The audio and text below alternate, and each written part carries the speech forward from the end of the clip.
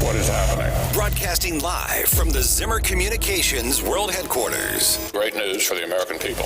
This is Wake Up Mid-Missouri with Branden Rathert, featuring Stephanie Bell, news director Brian Houseworth, John Marsh, and Hannah, the producer. This is why we listen to you. Get ready, pal. And now, here's your host, Branden Rathert. I can't wait for the weekend.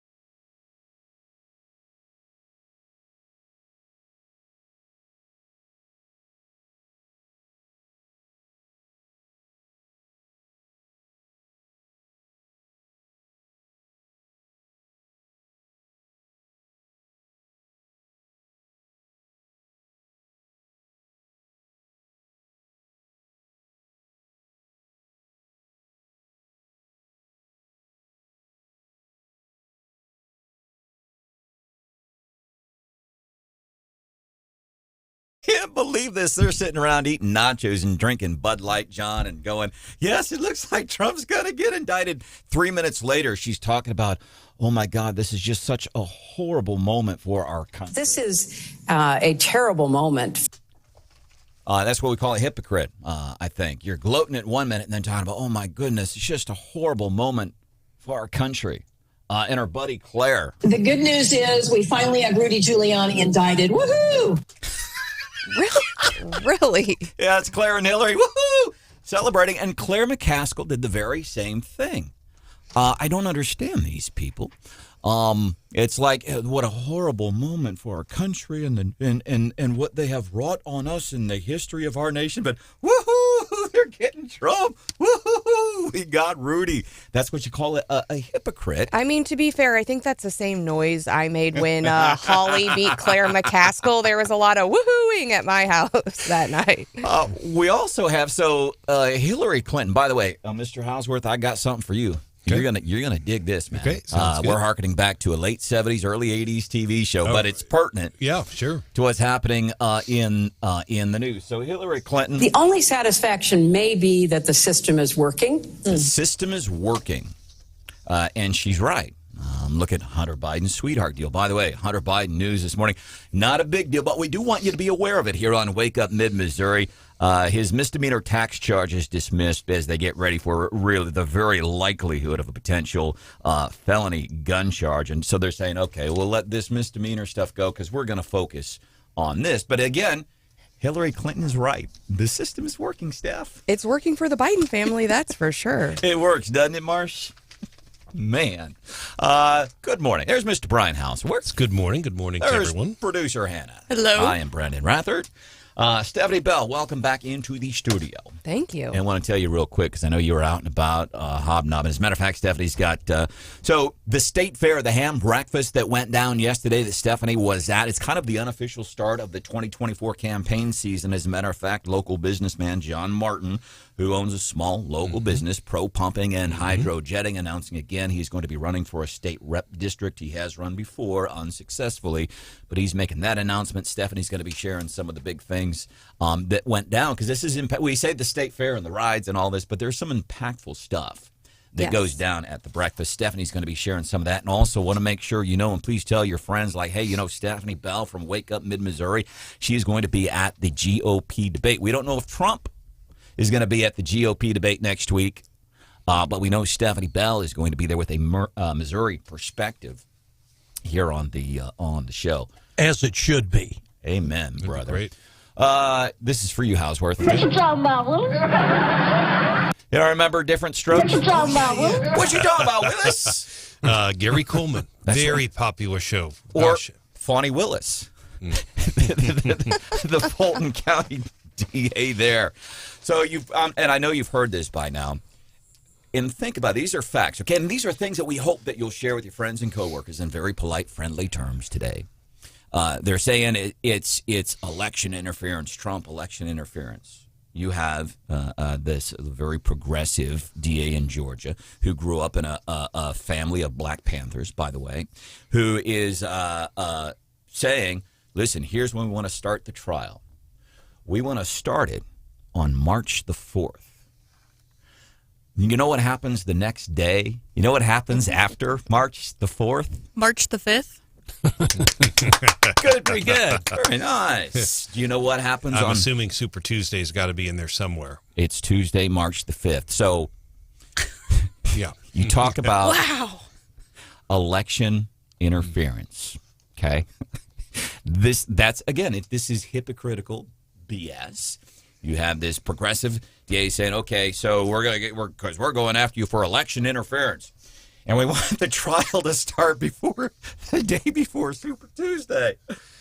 I wonder how many more indictments have come down the pike, and then that many more prosecutors will line up for pre-election trial dates. I think there's one other thing that most people that don't cover the courts would not. Now, Stephanie would know this from being in the courtroom. Branden, you're bringing up an interesting point about her politics.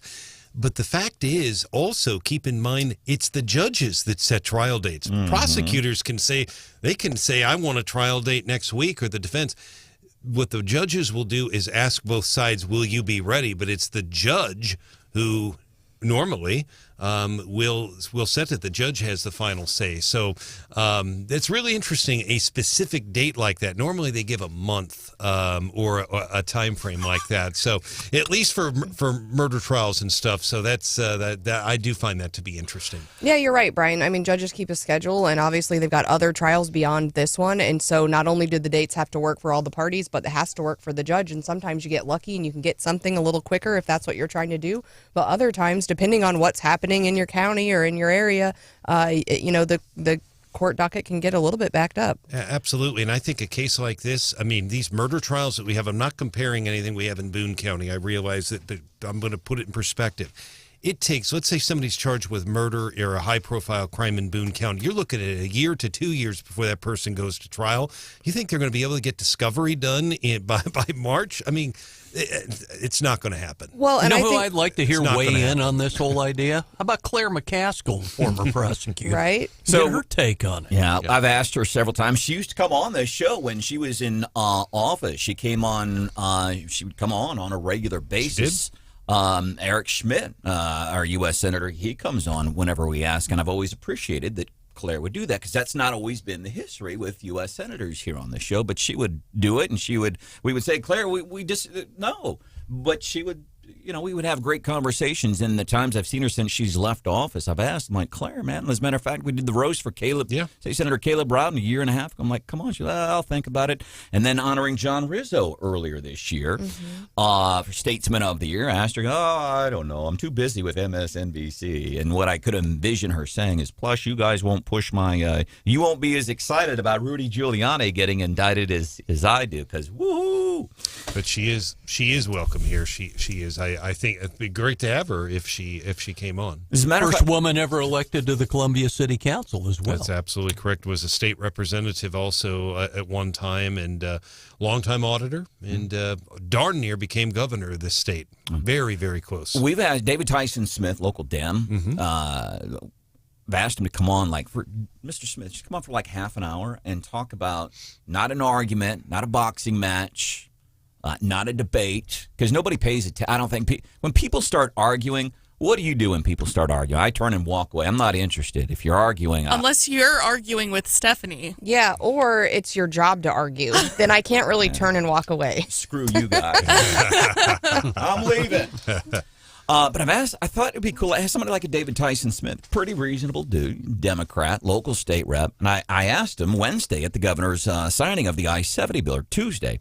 I said, Dave, we're talking about this thing, like you come in for a half an hour and just sit and explain in very polite terms. Nobody here on the Marsh might go after you a little bit. But just because I mean this when we talk about some of these things that these progressives, they really believe. Like we were talking about the story in Washington, state of Washington. You have to be 18 to get a tattoo. And I think that's pretty universal. Pretty much every state, I think, says they have a law. You got to be 18 to get a tattoo. Yes. but you can get a sex change operation under the age of 18 without your parents' permission. You got to have a parental slip to get a tattoo, but not a sex change operation.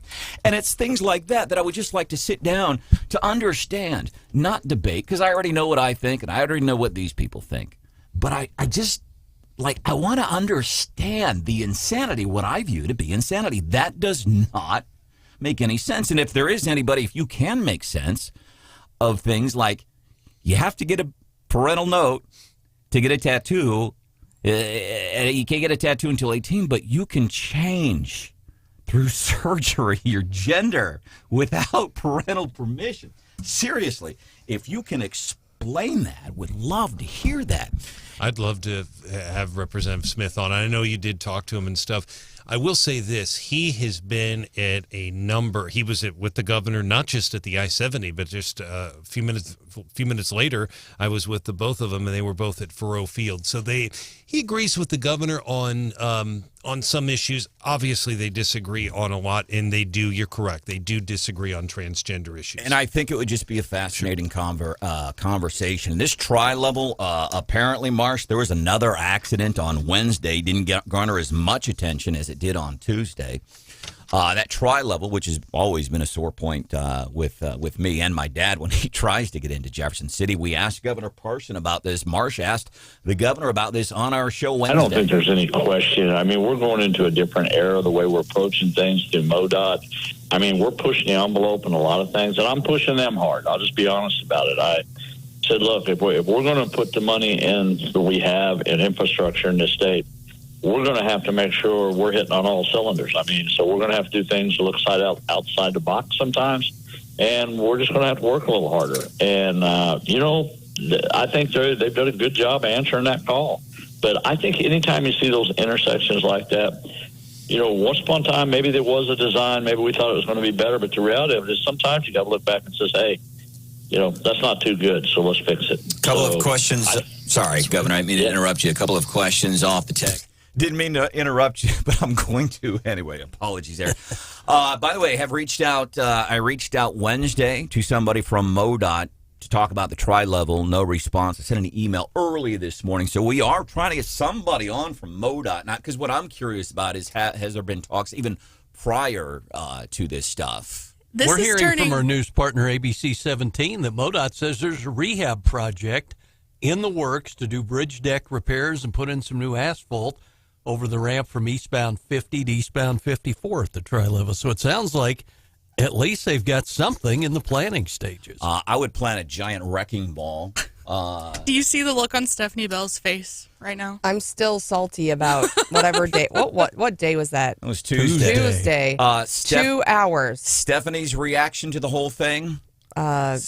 Just sad. Somebody should be fired. Somebody should be fired. That is true. Has anyone gotten fired over that yet? Coming up 5 minutes from now, Daily DC Rundown with Stephanie Bell. Well, they didn't get fired, but somebody did resign.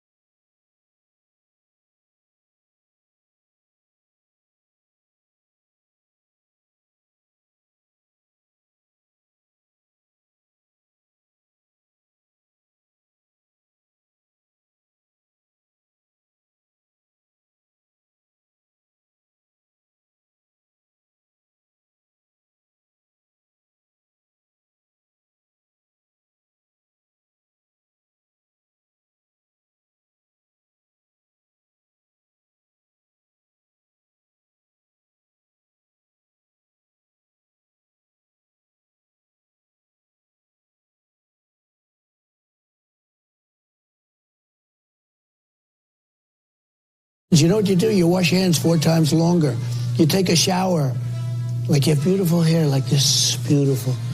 And Larry, I want to get out of there. I want to take a shower and wash my hair. And it's front runner in the GOP presidential race, chatting with Larry Kudlow on Fox yesterday. And what they're talking, well, he's talking about washing his beautiful hair, but the reason, and this is a true story, so progressives, Democrats, why we don't vote for Democrats, why you should not vote for Democrats, they want to regulate the stove in your house. They want to tell you what kind of car to buy. They want to take your money and give it to other people. And now they want to regulate your showers. This is getting us into today's Daily DC Rundown with Stephanie Bell. Well, former President Trump, is finally listening to his lawyers, and he usually doesn't. They're usually like, maybe. Hold up. What? Right. Right after the Georgia indictment, he said, I'm going to have this big, huge press conference on Monday. He is now, this surprised me, honestly. He said, you know what? Not going to have that press conference. My lawyers would prefer that we put all this information I said that I was going to, spew out in this press conference. We're going to put them in formal legal filings. I have no doubt that his lawyers told him to shut up. But I'm pretty sure they've told him that before, and he hasn't listened. And Donald, for the love of God, just shut your mouth. It goes like that. Like, Donald, for real, you got to do this. Or I envision the conversation like this in the office. Like, when you got to get really serious with somebody, John, and you kind of, you put your elbows on your knees and you lean in like, John, seriously, I'm not kidding. You cannot do this. That's what I envision. Oh, yeah. I think so, and I think but I think they've had that conversation with him before, which is why it surprises me that he's actually taking their advice. Of course, with the debate coming up, we really don't know how next week's going to go to Trump for Trump, and with him not having the press conference, I think we're going to know even less. And Stephanie Bell of Wake Up Mid-Missouri, she is going to be at that debate. Of course, going to be doing some check-ins coming up Wednesday and probably hopefully Thursday morning too. All right, on our list of people that should be fired, somebody needs to get fired over this trial level thing, I think. But no, somebody was fired yesterday, and this is Frank LaRose, who's the candidate. He wasn't fired. He's a GOP Senate candidate. He fired a top staffer. They went digging back into staffers' tweets, and the staffer had tweets that were critical of President Trump. So it continues to show you that everyone, and even in Missouri, no one's going to say a critical word really about Trump, and it's still playing and looming large in other races as well. This person, I think, should have gotten fired, but they actually resigned. The outdoor alert system in Maui did not go off, and the head of the emergency management agency actually said, after we knew there's been more than 100 deaths, said he had no regrets about not deploying the system. A day later, he quote unquote resigned. So he kind of Bud Lighted it, not taking ownership. It's interesting though. So apparently that's like a coastal warning system. And he says, well, if we would have sounded the alarms, everybody would have ran inland because they would have thought tsunami because they're on the coast in Hawaii. I'm not buying that. But I wonder too, even on test days, what do you do when you hear one of our tornado sirens? I ignore it. I don't pay attention. The ones that they put in downtown Jefferson City are kind of scary. I usually duck first. They're so loud and scary. They talk to you. Yes. Yeah, that's that's crazy stuff, the way they do it in Jefferson City where these alarms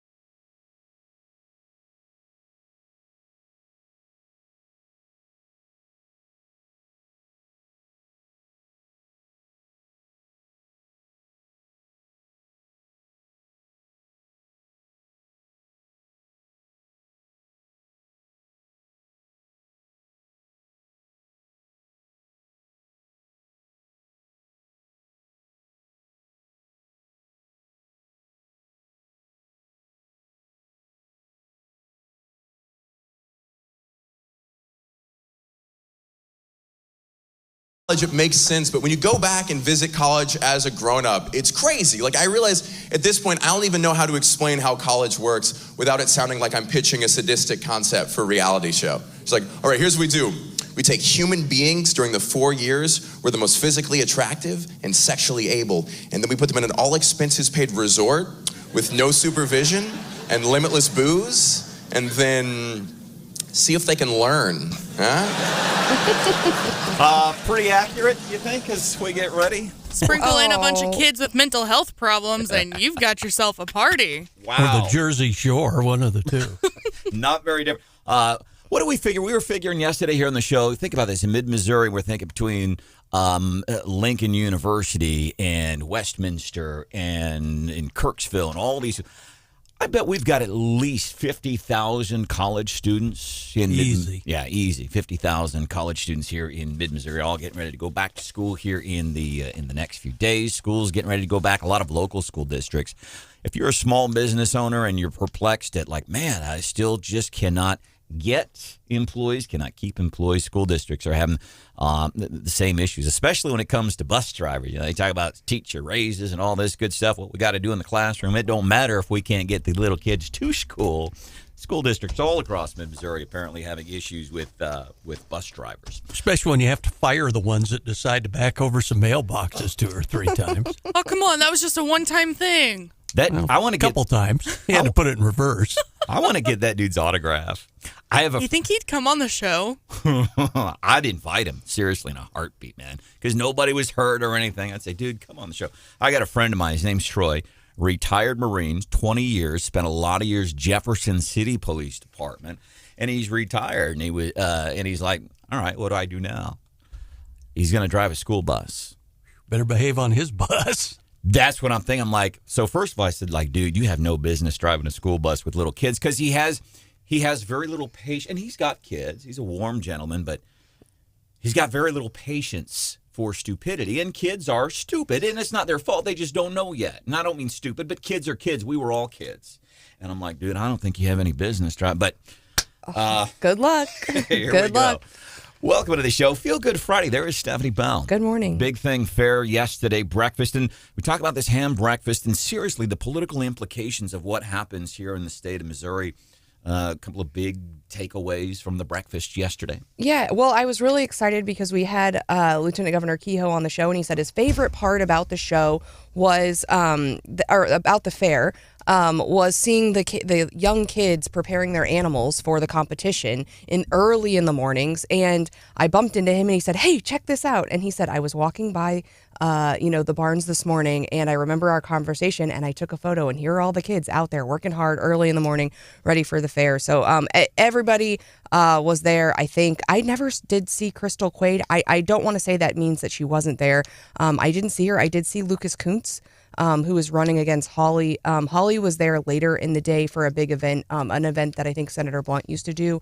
I think obviously all the gubernatorial candidates were there. I think all of the statewides were there. I'm going to tell on Branden a little bit here, but after we had the lieutenant governor on, Branden was getting ready to post the podcast of Wake Up Mid-Missouri that you can find on the radio station apps or websites.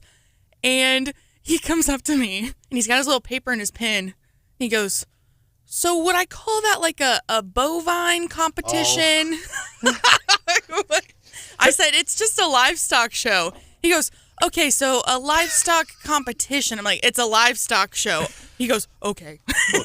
So, John, you remember, was it last week? A bovine competition? It was earlier this week. Mike Kehoe, Lieutenant Governor and GOP gubernatorial candidate, was on, and he was talking about the competition and how friendly it is amongst everybody. And we asked about, well, is it like that when you've had dealings with Secretary of State Jay Ashcroft, who you're running against, people like State Senator Bill Eigel, and we asked him to compare it. And I think his response was, "Have you hit your head?"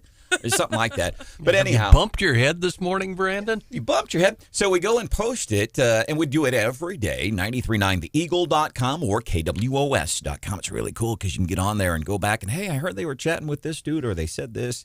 And so I had to go out and ask Hannah as we're titling the podcast. I'm like, you had your pen and paper. And I had to write it, and I had to ask a couple of times for clarification because I'm like, is it the Is it the pig show or is it a pig competition? Oh, no, you said, do I call it a bovine competition? A cattle show? Well, you bring up a good point. Maybe you need to go hang out with the folks over at Mizzou Extension, or you could go down with Lincoln. They have an extension program too, and that was one of my other big, non-political takeaways from the fair was Mizzou had a wonderful showing. I saw Dr. John Mosley there and Moon Choi were both there, and they had tons of folks, especially Mizzou, from their extension program. And I think one real criticism you get from our universities is that they're somewhat detached from real life. You've got academia, you've got the industry. And so I thought that was really great seeing Mizzou there talking to the producers, the folks in the industry. I think when we have those conversations and when we're closer together like that, and when we know each other, I think our institutions are better. And I think preparing those students for what it's really like in the industry in Missouri is really important. And so seeing that turnout, I felt good about it, and I thought this is something that we really need to continue. Like on a political front, people meshing, or just people from these higher institutions of learning, in effect, getting in the barn, getting crap on their boots? Yeah. The second, the latter, exactly. And I think, and we heard that when Dr. Mosley was on the show about, he had been talking to folks and that kind of in the community and like what the needs were and how to match up with what Lincoln's offering with the community. And he talked about, obviously they've been focusing on nursing and law enforcement, but they've got a new certificate program out for EMS. And so you don't want to put out graduates that, have a degree in something that we don't need. And I think in the past, we got a lot of business majors, a lot of marketing majors, and you're like, I just need someone who, I need a nurse. And so I think, more conversations between the institutions and the actual jobs and the people who are in the industry were all better. And so it was just great to see all the folks from the extension programs right there at the fair with all the producers. And if you're watching on our YouTube channel, Wake Up Mid-Missouri, our Facebook page, you'd see Hannah and I giggling at each other because Hannah has... No, you're quite tickled with yourself. Oh, you're talking about degrees. We don't. Hannah's got a degree. How old is your degree in ag sciences? 2 years? In December, it'll be 2 years. 2 years. And you get to use it on a daily basis. You just explained to me it's a bovine show, not a cow competition. It's a livestock show. All right. City boy, come on. We're going to have to take you on. You need to get a cattle prod and straighten him out. I think there you go. By the way, Hannah had an interesting wedding snafu I want to share with you. And I appreciate that she's willing to be open about it. John Marsh is here. What was your big thing last night? I saw there was a picture of you and legendary sportscaster Rod Smith, KRCG. We got some great comments on that. Oh, man. Yeah, we had fun. It was the Jefferson City Special Learning Center. They're getting ready to build a brand new double-sized operation in Jefferson City. Had a big fundraiser last night. And it was called Perfect Pairings, and I teamed up with former councilman, Lincoln University's Carlos Graham, and we were on the s'mores station. Graham cracker and marshmallow. So there we go. Oh, that's genius. That was pretty good. That's nice. Genius. We had fun. Ate too many of them, though. I don't feel good this morning. Yes, they were telling you the story. Glenn Beck, who was on one of our radio stations, Apple Podcast, yanked his podcast, and he says, and he was saying, we played the audio. He said, well, I don't know why they're doing it, and freedom of speech, and we talk about these things. Apparently, he's back on Apple Podcast saying it was a copyright issue. Don't we kind of encounter that sometimes here, Hannah, with some of our stuff? There are copyright issues. I don't know if that's what they're saying. Now, do I believe it's because conservative speech? I do, and we tied this in with that newspaper out of Kansas that got raided. I hate to burst your bubble, but if we ever get a copyright issue, it's because I forgot to hit the mute button for music.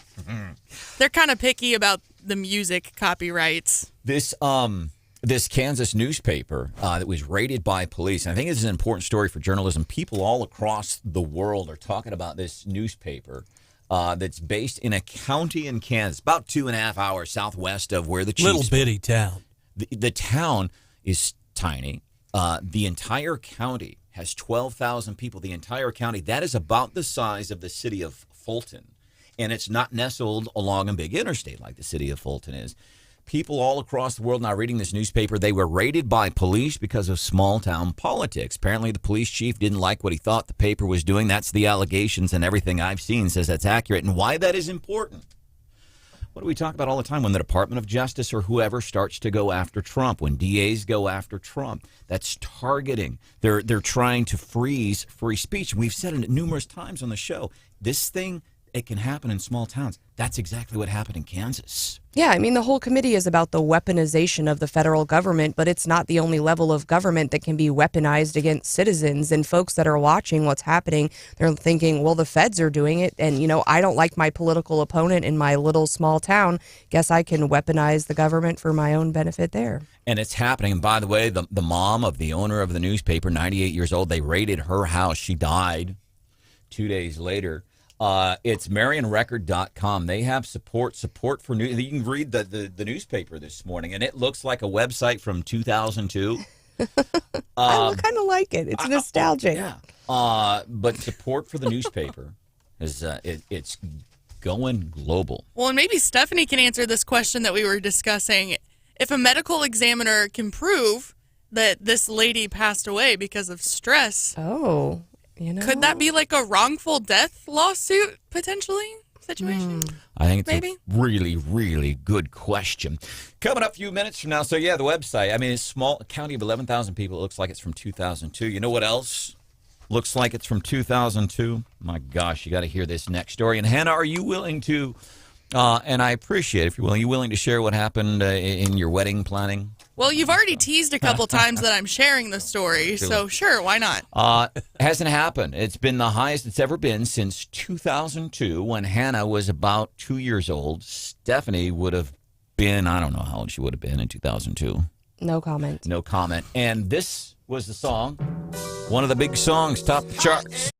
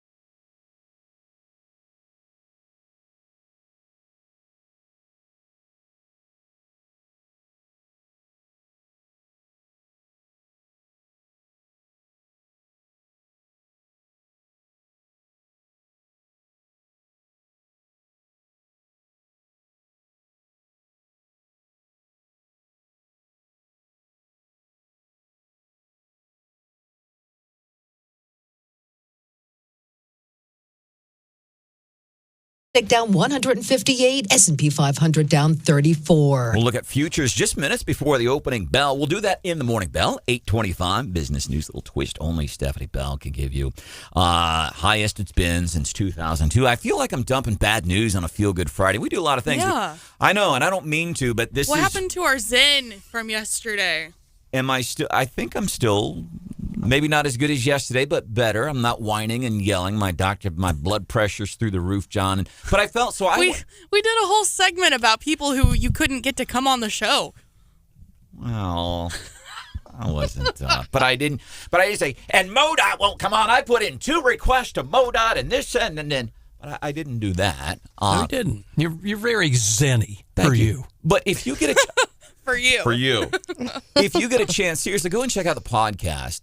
I listened back yesterday and download. You can download. We've got brand new apps, which are sweet, by the way. We do. Both KWOS and 93.9 The Eagle have new apps. And as somebody who's like, whatever, they're pretty cool. And if you download it right now, there's actually a direct link to the YouTube feed. You can watch us straight from the app. And you'd see we're all wearing red, which is one of the things we do every Friday. We wear red on Fridays to remember everyone deployed. And do winners and losers of the week coming up at 8:35. And Nathan reminded us, he said, hey, guys, have you said this already? You're looking at me funny. I don't know. Oh, you're looking at me funny. He said, hey, guys, speaking of Red Friday, Monday at the Marriott Central Missouri Honor Flight coming in, should be there about 9:30. And so for everyone who donated, who participated in our radiothon, we always say that welcome home is so cool. So if you can be there Monday night. Mortgage rates, 21-year high this week. No, don't tell me that. I know. As somebody who's getting ready to get married, the average 30-year fixed rate mortgage, it's at levels we have not seen And since 2002. And the housing prices too. Yeah. I saw a house posted this week in Ashland, and I thought that must come with some what? Yeah. And I said that must come with some acreage was what I thought, and I clicked on it, and it was less than an acre, and I thought, what on earth? Even rent right now. Yeah. It's frustrating. And by the way, these are things, if you look at a timeline since 2021, what happened in the early 2021? We had a new person take office in the White House. Homelessness has surged 11% nationwide due to the cost of living since 2021. These are all facts that you can point to and tell people at work, and you can do it politely without banging on the desk. But can we not do it on a Feel Good Friday? Okay. How about we do this? How about 7:10 instead of talking about negative news, even if it's factual, even if it's important to know? How about at 7:10 we revel in Hannah's misery because she had share my first world problems with the Wake Up fam. I haven't heard this story yet. Am I exaggerating to say this is a monumental issue, John? Epic, I think. Yeah, you agree? Okay. Do you need a lawyer? I don't think so. I think we're good. She's going to need a whole bunch of things. This is maybe worse than the typo on our wedding invitations. Yeah. There's a typo in your wedding invitation? Yeah. Yeah. But you're consistent, and we applaud consistency. Consistently crap. Yeah. So we'll be doing that. And by the way, the tri-level is making news again. There was another after what happened on Tuesday, and I think the best reaction to what happened Tuesday on the tri-level was from Stephanie Bell. Somebody needs to get fired. We have put in a couple of 2 full hours she spent in traffic as we tracked her virtually every step of the way. I was going to say she had multiple news agencies reaching out for firsthand reports. I didn't have anything else to do sitting in my car besides to text John. All right, you got to hear what happened with Hannah's wedding. We're going to do that at 7:10. And what you talking about, Willis? I don't know if you've heard what Fawny. Here's something else, and I can't confirm this, but Fawny Willis, the Fulton County DA, who has brought charges against Trump, wants his trial to start Monday, March the 4th. What happens on Tuesday, March the 5th? We vote. Super Tuesday, yeah. That's, I think, election interference. As a matter of fact, Sean Hannity, yesterday, right before Randy Tobler's show came on yesterday, I'm like, man, Sean Hannity agrees with us. That's exactly what, this is election interference. What she is trying to do now, we're going to feature some of that. Coming up here on a Feel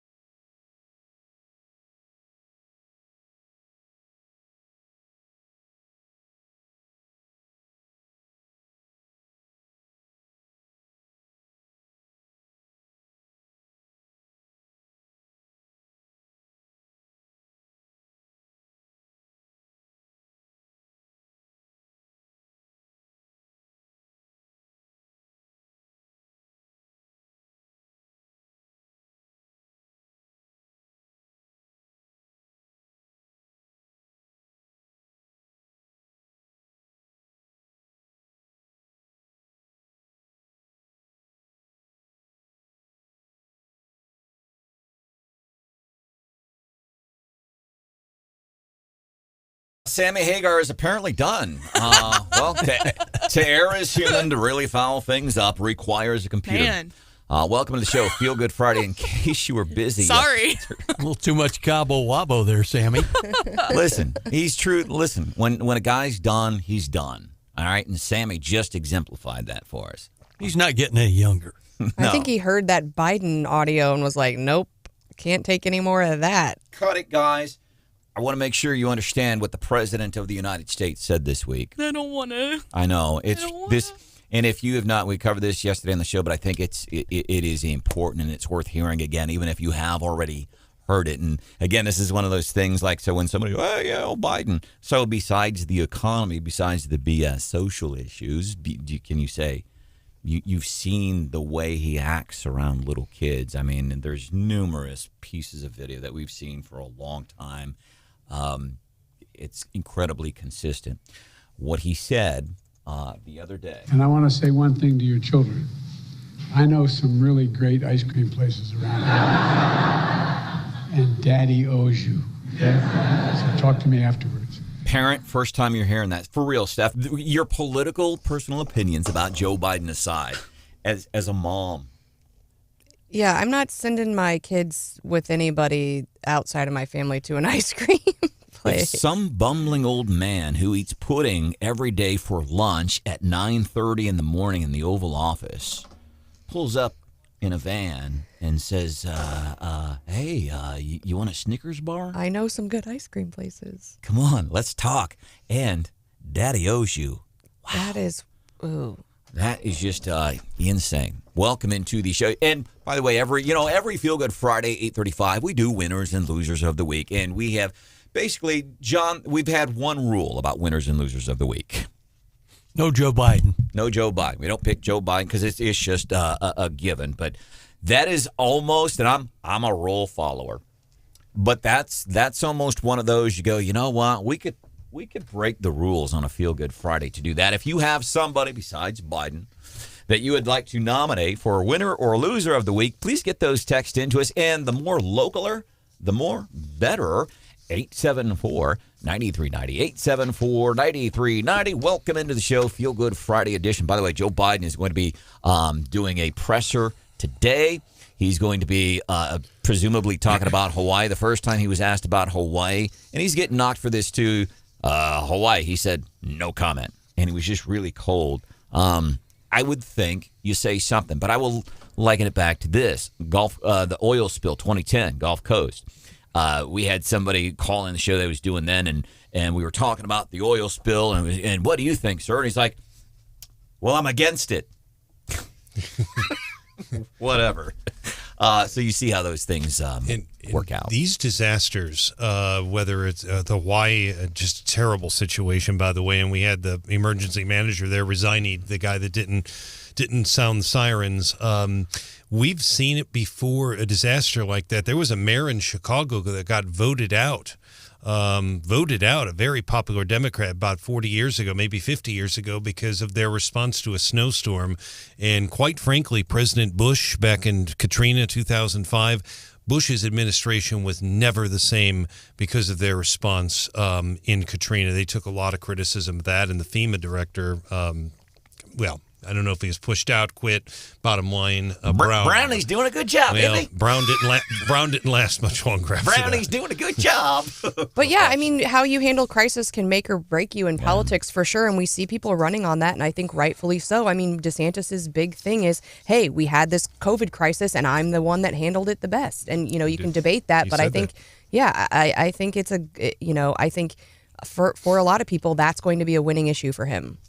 The other thing that's happening today, so Fani Willis, she's the gal, one of the folks, one of the progressives going after Trump, election interference, and here's why.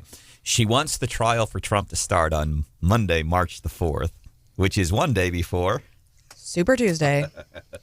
Sounds like election interference to me. It sounds to be undisputable. 874-9390, 874-9390. Brian Hausworth, Stephanie Bell. Tri-Level is back in the news, and I love because This is something we've talked about before. You want to do something fun. I know you can handle your business on the tri-level when you go back and forth from Jeff City and cross the bridge and all that stuff. For fun, if you've never done it, really try it. Put on Google Maps as you go through there and listen to Google Maps try to navigate you through that. I go through that all the time, and I know how to get through there, but sometimes it is just fun. Stay right, stay middle, now go left. Turn. I mean, it is incredible. There was another issue following that massive disaster that happened on Tuesday. We have put in a couple of requests, one via text, another one via email. Was really early this morning, but we are trying to reach out to MoDOT because Governor Parson talked about this on our show, and this was the day after he signed the I-70 bill, infrastructure, and the importance of all that stuff. The bottom line, we have had, Brandon, and John asked a great question of the governor, we have had a lot of complaints, and we've had them over the years, but really after this, a lot of complaints from people. It has nothing to do with politics, about the safety and the design of the tri-level. For MoDOT people that are listening, anytime you have a sitting governor, come on a radio show and say that they need to consider redesigning the tri-level, that is significant. When you have a governor say that, the question, and there's people are asking about the funding. The money is there. They could tap into the infrastructure bill. The president put that in there for a reason, one-time funding that could work with Sam Graves. So I don't think funding really is an issue. It may take some time. But, I was at a local dentist's office yesterday, and you were talking about the local economic impact of that. They had people calling all day that were stuck in traffic that could not make it to their appointment. So it impacted businesses and employees everywhere, including a lot of MoDOT employees who could not get to work. Well, I'm still not going to pay for it. I got my $39 back on my gas tax this year, and it took me about an hour. And listen, standing on my principles, it's worth the hour to get back that $30. I don't care about the $39. I'm just going to So you're buying us all breakfast today, right? Buying you all breakfast. Okay. That's so nice of you. Sounds awesome. I know it. I appreciate it. It's the principle. An hour of my time is worth it for the principle. 874-9390. Paul is in Columbia this morning. What can we do for you, Paul? Hey, good morning. Feeling good about driving to the fair today. It's going to be great Friday fair weather. But I got a show-related question for you. I listen to the Eagle as I crisscross the state, and a lot of times I drive out of Columbia and lose reception, and I pull you guys up on the app. I pull the Wake Up Mid-Missouri show and the whole crew there, and I've always wanted to ask this question, so while I'm driving along, it's a good time. I know who the three people in the center of the banner picture of the crew are. There's you, Brandon, and Hannah and Sarah. But I want to put the name together with the face of those two guys on the end. Which one's Brian? Which one's Marsh? I want the names together with the faces. Can you answer that question for us, Hannah? So, Mr. Houseworth is the one on the right side of our show photo in the black shirt. And Brian, you want to talk to Paul? Paul, yes. Are you talking about the screen that he's got up right now? No, he's talking about our show photo on the Facebook page. On the Facebook glamour page. show. And the best way to tell them apart is Marsh has a mustache. Yes, and I'm the one wearing the black dress shirt with the tie on the right. I believe John's on the far left. But I know I was thinking you were talking about the screen up that we're looking at. I'll simplify it for you or anybody that gets onto the Wake Up Mid-Missouri Facebook page, or you ever go and watch the video feed or check out the apps. Brian Houseworth is the one that looks like Les Nessman from WKRP in Cincinnati. Seriously? I do. Okay. I do, and I admire that man. He's an award-winning newsman in Ohio. Right. Silver Sour Award. Paul, anything else that we can do for you on a Feel Good Friday? No, that's great. I would have actually put those voices and faces in opposite order, but good. I'm straight now, and and I just I enjoy listening to you on the app. Like I say, listen to you all day. It's great to have the app too to listen to you when I get out of reach of the signal. And by the way, Paul, real quick here before you hang up. Her name is Stephanie. Yeah. That's Sarah. Okay. That's all right. I knew that. Yeah. Okay. It's those radio nerves that there you go. There it is. Up there. Yeah. Paul, Sarah, and I, and everybody here on the show, we appreciate you seriously being a part of Wake Up Mid-Missouri. Call here and expect to get a straight answer. Come on, Paul. Yeah. I hate to keep pushing this, but this is really big what happened with Hannah, and I think it's you're cool. overselling it. I probably am. And I am dying to know. Can you do it for what What's Hot with Hannah, or do you have something better for What's Hot with Hannah? No, I can do it for What's Hot with Hannah. You want to do that? Yeah. Am I stealing? I'm not stealing your thunder or messing up your vibe. No, I wasn't feeling real passionate about what I had picked out anyway. Well, and here's what's cool about Hannah's story and weddings, because you know we've all been married. Some of us have been married more than once. One of us.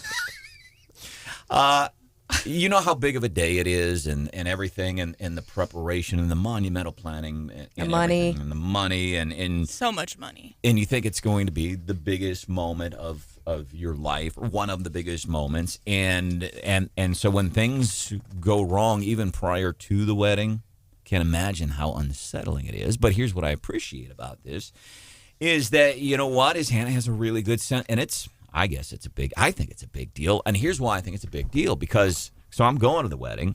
Because it's going to affect you. I didn't care until I was like, oh, this is going to affect me. Now all of a sudden I care.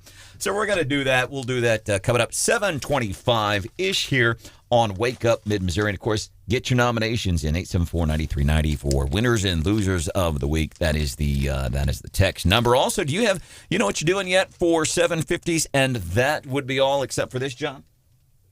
Yes, we do. Okay. His victims were his soulmates. His soulmates. Just something we try to send you into work with a little bit of a laugh. We'll do that coming up 7:50 this morning here on Wake Up Mid-Missouri. Good morning.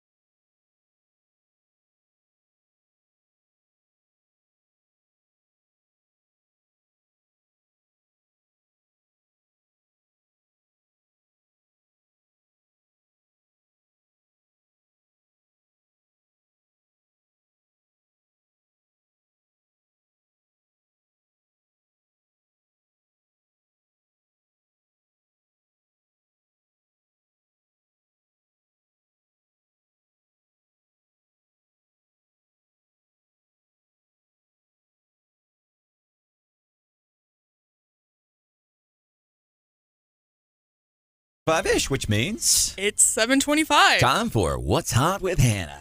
Now, you asked me if I was okay with, sorry, I turned my microphone off.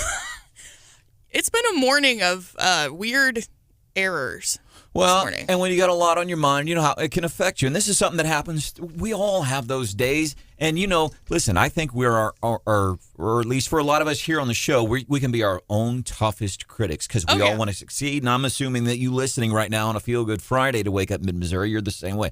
I want perfection every single time. And it's hard when in our minds we don't achieve that when we mess up. And it can throw your whole vibe off for the whole day. And that's a little bit of what's happening. But understandably so. Yeah. Speaking of, striving for perfection, when it comes to a wedding, you want everything to go off without a hitch, right? Especially the marriage. Well, yeah. But the wedding specifically, you're inviting all these people. You want it to go well. You want it to be nice because you don't want to be embarrassed. Like, you want to give everybody a good party.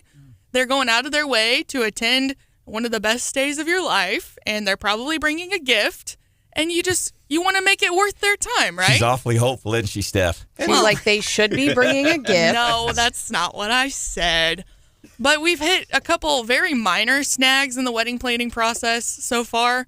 We hit a little bit of a bigger snag this week. One of my fiance's coworkers pointed out to him that the wedding hotel that we have booked a block of rooms at, the check-in time for those rooms is more than 2 hours after our shuttle leaves the hotel for the wedding venue. Oops. So we're scheduled to leave because I'm planning out my day. I didn't care at first about this. I'm like, oh, Hannah, I'm sorry. That's too bad. And then I'm like, oh, it is going to mess with me. So we're scheduled to leave the venue to head, or the hotel to go to Hannah's wedding. And we're scheduled to leave like 1:30 or 2:30. Yeah, it's like more than 2 hours before you're able to check in. And so that's a real problem. Not really, is it? Just leave your bags in the car and call it even. Right. Well, and my mom's thought process was a lot of my family and stuff that you kind of block those rooms off for are staying the whole weekend. So they would check in on Friday and not really affect them. So she's keeping her fingers crossed that it's going to affect a very small number of people. And Brandon, and who cares? And then you might know, and then other people would know those people, and they just say, like, hey, can I bump up to your room and freshen up before we head out? That's not, yeah. Well, I mean, I guess you don't have to take the shuttle to the wedding either. But, well, actually, I take that back. The check-in time is about an hour after our ceremony is supposed to start. Did you call the hotel to see if you could get early check-in? Yeah, and the lady that answered the phone, it was one of those, her voice sounded really nice, but the tone of the whole conversation was a little bit like, you dummy, we have the check-in time set for a reason. They said that there's a possibility the rooms could be available early. That's a no. But, yeah they don't have a way of guaranteeing that would happen, and there's an early check-in fee. Oh, yeah. Really? Mm-hmm. And it's and the other thing that's a real challenge is since they're doing it in the halftime of the Black Friday game between Mizzou and Arkansas, it's already going to be crazy. And I think it's in Kansas City, right? That's where the Black Friday game is this year, or it's somewhere. It's in Fayetteville. I was close. Yeah. So that's. But yeah, Brandon's been laughing at me all week. Yeah. Over this big mishap. I'm at the point, like, we've signed the contract for the shuttle. Yeah. We've signed the contract for the block of rooms at the hotel. It just is what it is at this point. That's right. There's nothing you can do about it. No point in stressing. Brandon slept in his car before. It's not that big a deal. Yeah, it's a true story.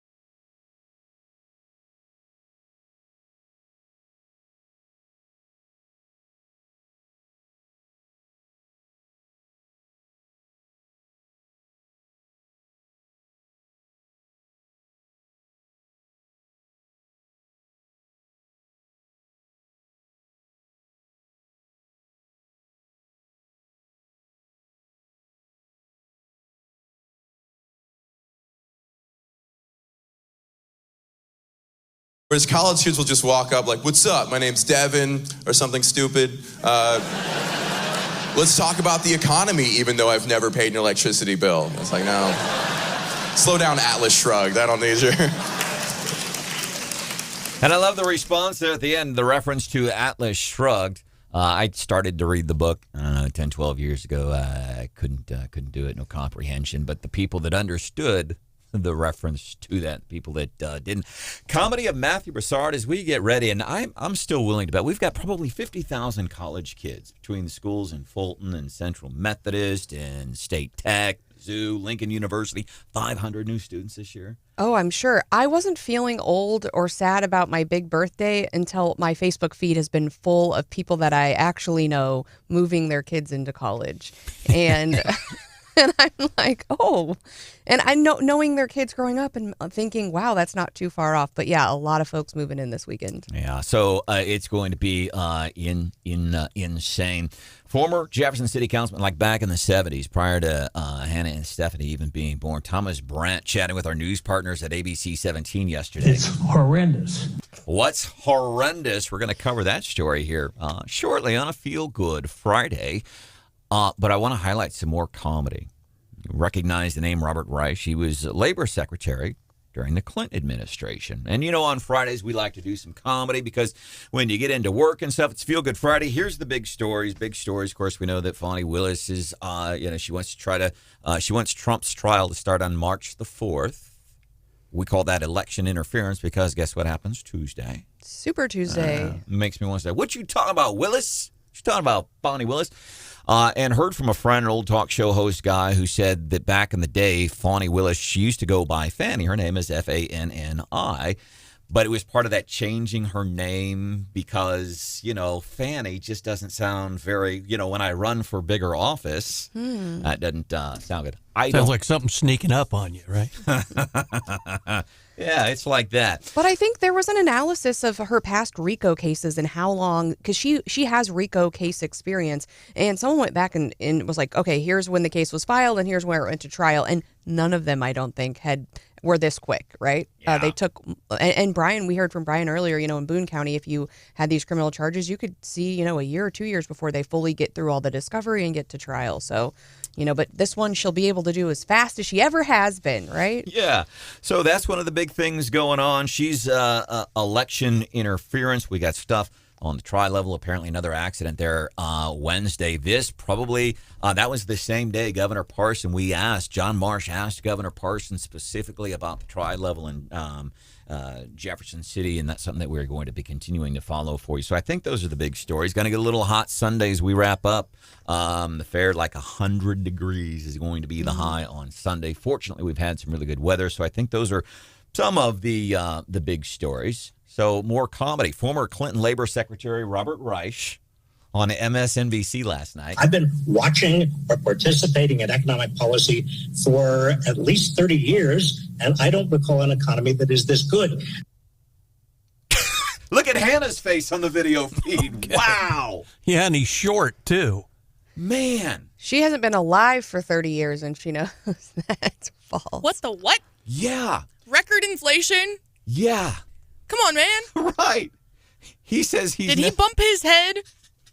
Again, I feel the need to repeat it. For at least 30 years, and I don't recall an economy that is this good. And I think it's worth repeating. So these progressives, they lie and nobody checks them. He's saying, I don't know what's more asinine, the president saying, hey, kids, daddy owes you, let's go get some ice cream.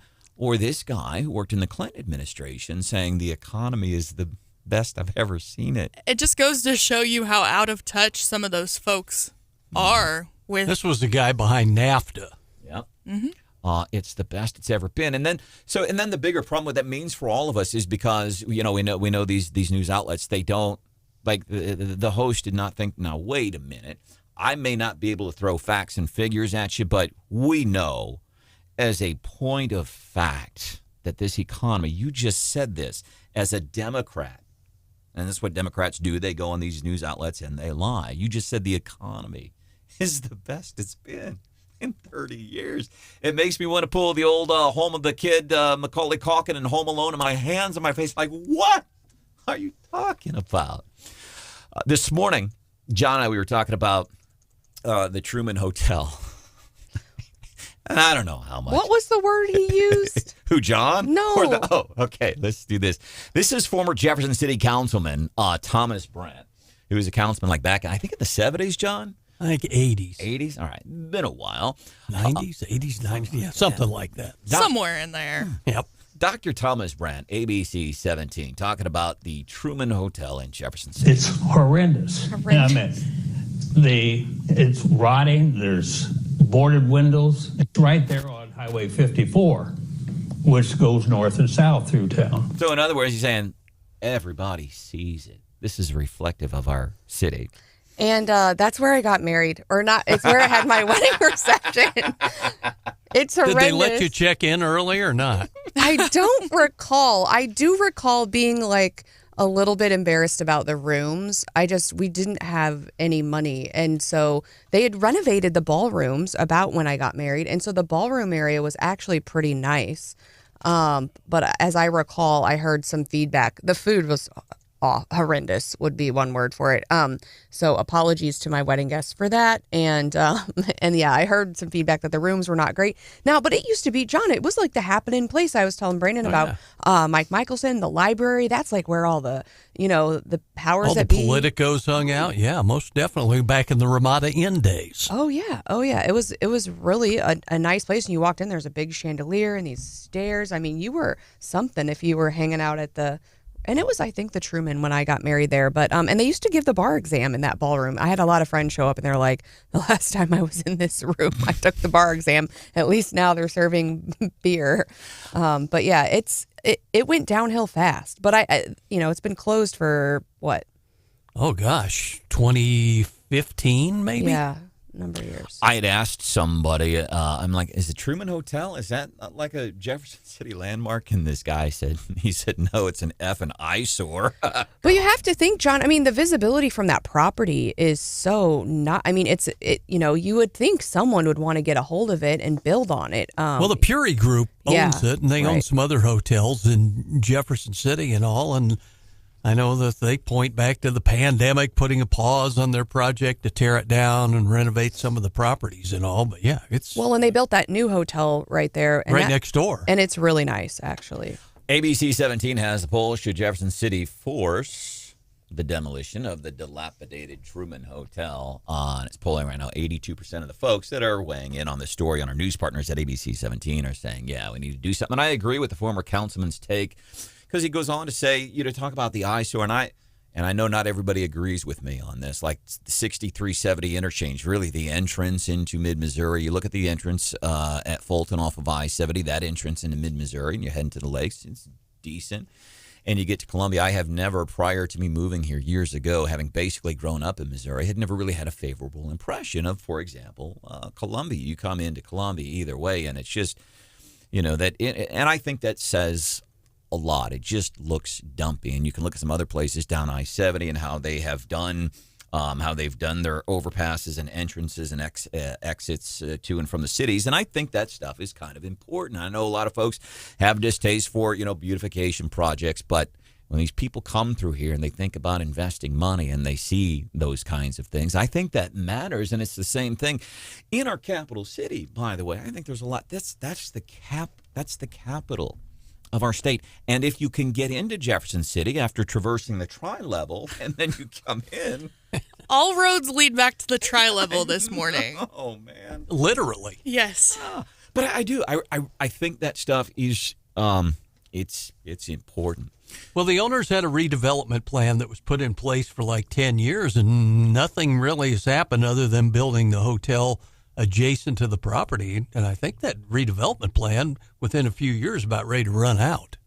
Yeah, and hopefully they can figure up something to do, because I believe it benefits, especially in the capital. And I think about other capital cities that I've been fortunate enough to visit, state capitals, and that's a special city, and I do. And maybe I'm too patriotic or whatever, but I think the capital city of your state I think it should say a lot, about you, especially when you have visitors people come from all across the state, and they come here to mid-Missouri, and they spend money, whether they're going to school at Mizzou, one of the schools in Fulton, or whether they're going just to tour the Capitol. I really do believe a lot of those things are pretty important. Coming up 5 minutes from now here on a Feel Good Friday is, by the way, I love this, from listener Dale, Feel Good Friday, things we are grateful for. He says, I am grateful that my wife puts up with me. Coming up 5 minutes from now, we are going to be doing, that would be all except for this. What do you have for us this morning, John? We'll call him the Soul Man. Soul Man.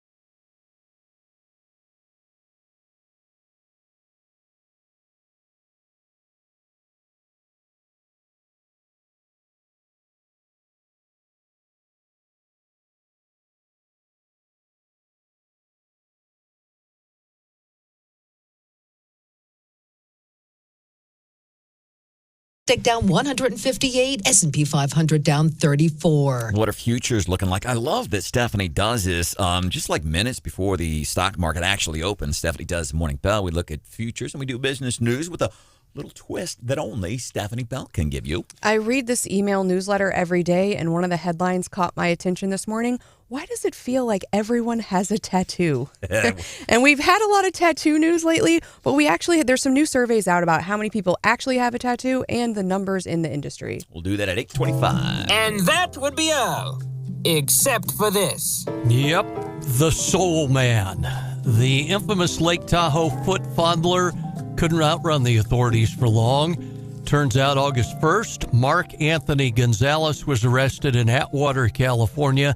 He is now facing charges of burglary and battery after 2 incidents last month at a Lake Tahoe hotel. Police say Gonzalez entered 2 condos by opening the unlocked screen doors. Once inside, the charging statement says, quote, he positioned himself at the foot of the bed and rubbed the feet of 2 separate adult females in 2 different rental units. Ugh. Gonzalez fled when his victims woke up and confronted him. And it turns out he is also suspected of trespassing and stealing women's shoes for sexual pleasure. A detective said they tracked him down through his prescription sneakers. When interviewed, he told police, hey, I'm just reading from the police report. He told police, quote, I didn't think I would wear orthopedic shoes to the scene of the crime, but now I stand corrected. Huh? And now you know the rest of that story. Prescription sneakers? That's right. I didn't know that was a thing. Stands corrected. Stands corrected. Good work on the Hannah-ism. Can you imagine waking up to some stranger rubbing your feet? Brandon can. No. Listen, I know everybody's got their thing, that sometimes is out of the norm when it comes to things like that. Because I'm not into that. I don't understand it, and I try to understand it. Here's something, like when people talk about gambling addiction, I never understood that. Like, how can you be addicted to gambling? And somebody said, for example, you pull the lever on the slot machine, for example, and a lot of these people that are addicted, their brain is riding a 3 to 5 second high. Their brain produces chemicals for 3 to 5 minutes. It's like when you see people standing at a convenience store buying lottery ticket after lottery ticket after lottery ticket, paying and scratching there at the counter. It's because your brain, it produces chemicals even for 3 to 5 seconds at a pop every time you pull that lever that makes them feel good, even though they continue to lose. And I'm kind of like, okay, I understand that. Anything that makes you feel good and produces serotonin, dopamine, yeah, that makes you feel good. Kind of like making a point in craps. Yeah. A foot fetish, I don't understand. I think feet are disgusting. I can't, but I really do. But people are making massive amounts of money, and people recently have been obsessed with Margot Robbie in the Barbie movie. They are obsessed. And just yesterday, Margot Robbie was offered a 6-figure starting bonus to sell her feet pics on this Fun with Feet website. And just as a starting bonus, but I guess in the trailer, she took her foot out of a shoe. Yeah. And people immediately became obsessed with her feet, but apparently feet websites are very popular. I can attest to the fact that Stephanie doesn't like feet and thinks that they're gross. Poor because Steph. She sits next to a barefooted man for 3 hours Disgusting. every day. And one day, early this week, all I hear from that half of the studio is, oh, Brandon, why are your feet that color? She said they were green. Oh, He was like walking around on the bare carpet. Ugh. Mm-hmm. I was on a roll recently. I went to Idaho and came back, didn't go to the gym, hurt my shoulder. I didn't wear shoes I didn't have to put on, I had not one opportunity in a span of 31 days to have to put on shoes. 31 days. I not once ever You should not be bragging about that. Yeah, that's not the brag that you think it is. For 31 days, I got to wear sweatpants. Like, James says the foot massage is why the castle doctrine exists. 874-9390, 874. Pretty good take on it. He's right, Castle. Yeah, if I wake up and somebody's rubbing my feet, I'm gonna shoot you. oh my gosh. And I'm gonna, I can't imagine. And you talk about prescription sneakers. There's a business, Dryer Shoes in Columbia. And I don't know if they do prescription sneakers, but they're big. They have a lot of fans because you can go and they do custom fittings and stuff like that. Old-time shoe store. Yeah, it's an old-time shoe store, Dryer Shoes in downtown Columbia. And here's a challenge that I think other businesses are facing too. Apparently, they're getting ready to put in a small apartment complex or something somewhere in that area. And as we know, whether you're in Jefferson City, whether you're in Columbia, parking can be a real challenge, especially when you're a business owner and you want people to park as close to your business as possible and come in. And apparently, there's some issues like, okay, so you want to put an apartment complex, all these people are going to be parking extra parking garages or something like that. And these are the things that break my heart, because these are just, businesses. They're trying to get by and hire local people. Yeah, and those local shoe stores, I mean, we've got one in downtown Jeff still, but what was the one down on the, near, was it Poles, John? Used to be a... Yeah, shoe repair place as much as anything. Yeah, down on the south side in Jefferson City for many years. Yeah, and you guys laugh at or what did you say, prescription shoes? But I know a lot of the athletic places in Columbia too. If you're a runner, you can go in and they can kind of customize or give you a recommendation on a really good shoe, and I think it makes a big difference. And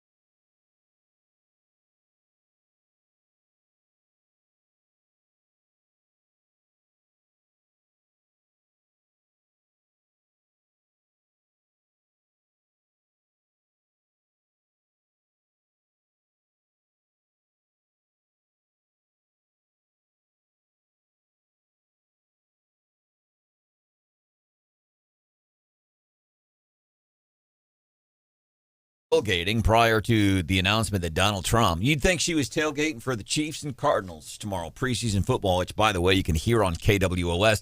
They're just yucking it up, having a grand old time. Oh, I can't believe this. It's finally happening. The Chiefs made the Super Bowl. Oh, I can't believe it. Trump is finally, he's finally being indicted. And here's the thing, and she's not the only one, by the way. Former friend of the show. I don't mean former like we hate her anymore, but she doesn't come on anymore. Former U.S. Senator Claire McCaskill. And here's the issue that I have with the way they react to this stuff is because minutes prior, or just minutes after Hillary and Rachel Maddow are yucking it up like, oh, I can't believe it's finally happened. This is one of the most important dates in American history, and it's a glum day. And like, well, then why were you just celebrating it? But Claire and Hillary. The good news is we finally have Rudy Giuliani indicted. Woohoo! That makes me very happy. I can't believe this. Yeah. So you have a former U.S. Senator, former local politician, Claire McCaskill, going, we got him. It's like, this ain't Chiefs football, man. It's just not. Woohoo! Woohoo! Big things happening today. Fawny Willis, the DA in Fulton County, Georgia. So we know the other day she said, well, let's do this Trump trial. Let's start Monday, March the 4th, which is the day before. Everyone who votes on Super Tuesday votes on March the 5th. John, that sounds like election interference. Just me. I'm just a barstool guy, right? Barstool knowledge of politics. That sounds kind of like you're trying to interfere with an election. A little fishy, doesn't it? It sure does. Matter of fact, Sean Hannity yesterday, right before the Randy Toller show came on, he's here every day at 4 o'clock. Like Sean Hannity said the same thing. Like, we know. And you can catch Sean Hannity every day here at 2. I think the bigger issue, and certainly the policy stuff and the politics I'll leave to you guys, but in terms of setting a trial, just any trial of that magnitude, that's 7 months from now, basically. If I said this in the 6 o'clock hour, it's worth repeating. I'm not going to call it a normal. There is no such thing as a normal, but let's just call it a normal murder trial in Colombia. Somebody gets charged with murder now. It will be a year to 2, maybe 3 years before they go to trial. With all the discovery in that, I would be shocked that they could get that done by. I mean, there's a lot of discovery. They're going to have to do a lot of depositions. And keep one thing in mind. It's not the DA that sets the trial date. All these media outlets keep saying that. It's the judge that sets the trial date. Mm-hmm. DA can request it in the process. The defense could say it's the judge that makes that determination, and the judge may be tied up. The judge may have trials going on at that time. You're right. Yeah, typically you walk in and you say, hey, these are the dates that work for both sides, and then the judge checks his or her calendar and says, well, this is the date that works for me and when I want to hear it. That's right. The whole justice is blind statue, there's one in one hand and in the other. Welcome to the show. It's Wake Up Mid-Missouri. One of the things happening today, Biden is supposed to be doing a press conference apparently to talk about Hawaii. I don't know if he's going to talk about the economy at all. We can keep our fingers crossed, not just talk about it and not lie about it. So he's going to be doing that. One of the other things that's happened, an official in Hawaii has resigned over the response. So they're saying they did. And this whole thing, this continues to get really bizarre, and it's unfortunate. The monumental loss of life that has happened in Hawaii with these wildfires, deadliest fire in well over 100 years. And we see a lot of these, it's climate change. And no, it's just weather. And it's an unfortunate series of events. They didn't sound sirens, but it's interesting because they have a pretty massive warning system because, tsunamis and things like that. They're in the Pacific Ring. And so this emergency director was saying, well, we didn't sound the alarms because we were afraid everybody was going to leave the ocean and run to where the fires were. And I think, when I hear tornado sirens, usually I'm like, unless I know something's bearing down. But then there were issues apparently with water. Power company they should have shut down power lines. They did not. And they just, they didn't do it. And the director, I think in a public statement, who resigns, says, I'm resigning for health reasons. Correct. I would guess your mental health is a little frazzled right now, knowing that you probably have a large role in over 100 human beings losing their lives. And potentially many more. I mean, they're still discovering folks. And, I don't think the excuse that he gave was very good. I think, I think if I got a notice and I knew that maybe it wasn't the normal notice, it's some sort of alert, at least then you can open your phone and say, it's some sort of notification that, hey, I need to figure out what's going on. And there were lots of people who it sounds like they just, and it swept up so fast that they had no notice. And so I think, yeah, maybe some people would have made the incorrect decision. But some people certainly, I think, and I think the evidence, if they, do an investigation, will uncover, some people could have been saved had those alarms been sounded. Though there's no question. And then, Stephanie, you're absolutely right. And they weren't sounded, and it came up quick. And then you had people jumping into the ocean. There's a lot of sharks near those islands, and you're right. And we don't know how many people are still missing. Some actually may have been swept out to sea. It is pretty horrible, but the Boone County Fire District, Columbia Task Force 1's up there right now. 6 staff members, 4 to 6 dogs. They are searching for human remains. It's just a terrible situation. There's producer Hannah. Hello. Mr. Marsh. Good morning. I'm Branden, 874-9390. James via text says, Feel Good Friday. Coming up on 17 years of marriage, says, I didn't know what happiness was until I got married. And he wanted specifically to pass that message along to Hannah, one of the Hannah has she's got another kind of a wedding snafu. Logistically is going to be okay, but what gets me is the way it kind of, and you're handling it very well, but it broke your heart a little bit because I mean you've been talking about this since you were 15 years old, Hannah. You've been talking about this wedding since before you met the dude that you're marrying, man. You've been talking about this day for years, and so when these things happen, I get it. But what I appreciate is the way you're dealing with it. Well, and I think you're also just extra affected because you know that this snafu is going to be an inconvenience to you. As it turns out, it's going to jack with my entire day. Wow.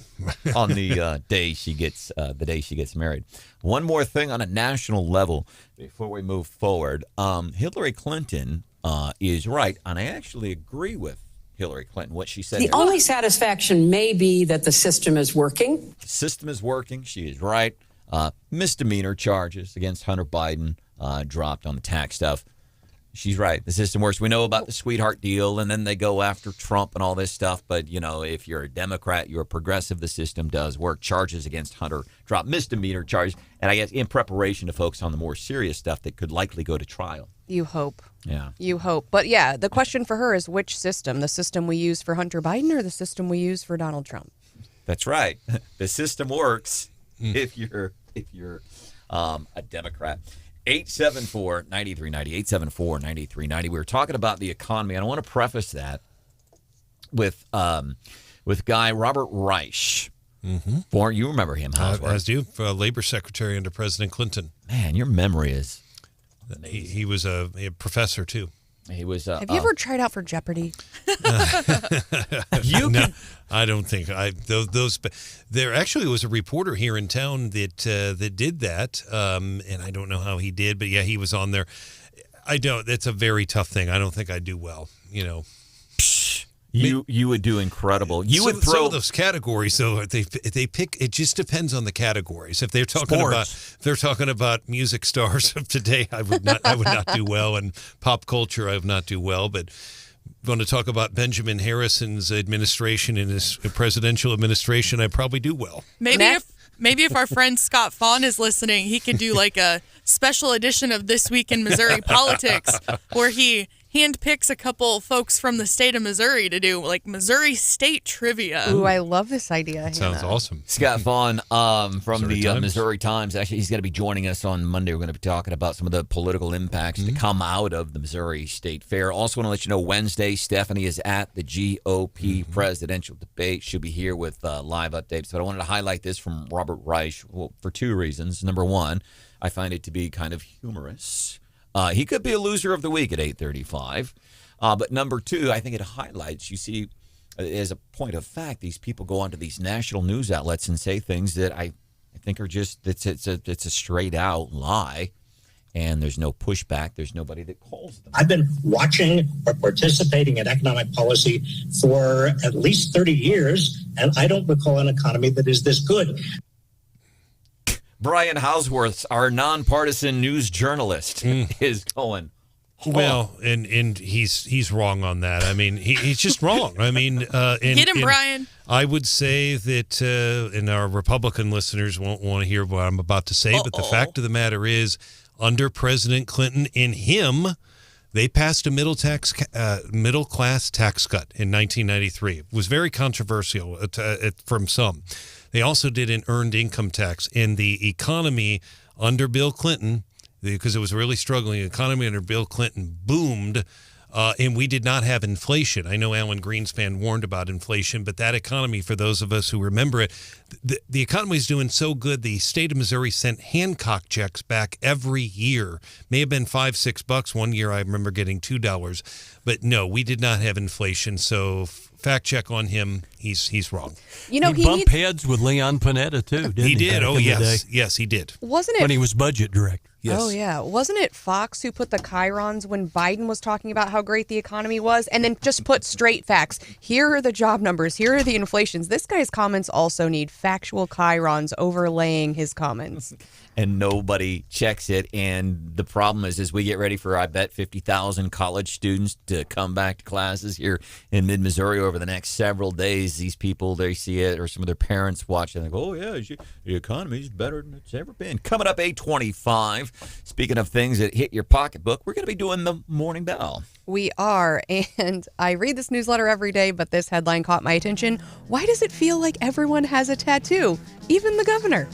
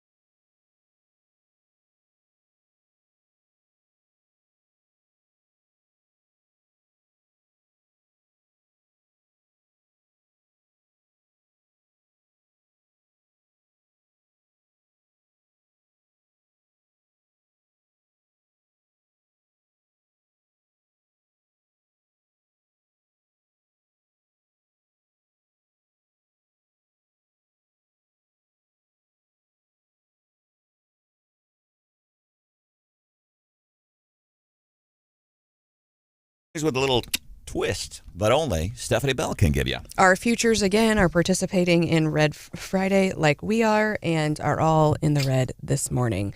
It looks like S&P down 0.5%, NASDAQ a little bit more than that, Dow just slightly under 0.5%.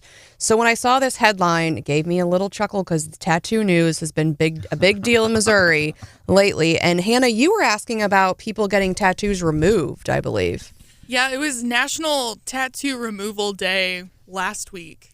Well, that is a booming industry. So this headline was, why does it feel like everyone has a tattoo? And I do feel this way. I went to a pool recently and I was like, you used to kind of look at people. I used to look at people with tattoos, just observe. Mm-hmm. And I'm like, they probably look at me like, what is up with that, Puritan lady over there that has no tattoos? One of our listeners texted in and said, remember that Kim Kardashian quote? Because somebody asked her once about tattoos and she says, you wouldn't put a bumper sticker on a Bentley.